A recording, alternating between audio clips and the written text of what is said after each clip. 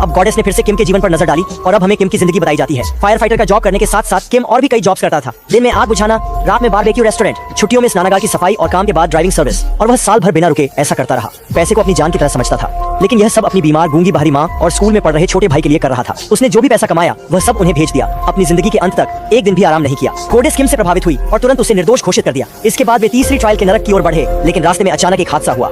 अनगिनत बुरी सोल्स ने लगातार उन पर हमला करना शुरू कर दिया और अब एंजल्स का बॉस बोलता है कि हो सकता है किम की माँ या उसके भाई को किसी ने धोखे से मार दिया है और अब उनकी सोल बदला लेना चाहती है। यह सुनते ही किम को उसकी माँ और भाई की फिक्र होने लगी, इसलिए उसने एंजल्स से रिक्वेस्ट किया कि वह धरती पर जाकर पता लगाए कि कौन बदला लेने वाली सोल बन गया है। एक एंजल किम के घर पहुंचा और संयोग से उसकी माँ से मिला और फिर पता चला कि मरने वाला किम का भाई है। लेकिन सच्चाई और भी दुखद थी। किम की मौत के कुछ समय बाद सेना में सेवा कर रहे किम के भाई को ड्यूटी के दौरान एक नए सैनिक की गलती से गोली लग गई। नया सैनिक तुरंत लेफ्टिनेंट को बुलाया। लेफ्टिनेंट ने जमीन पर पड़े किम के भाई को देखा और अपनी पोजीशन को बचाने के लिए नए सैनिक को लाश छिपाने के लिए मना लिया। लेकिन घबराए हुए दोनों ने नहीं देखा कि किम का भाई अभी भी जिंदा था।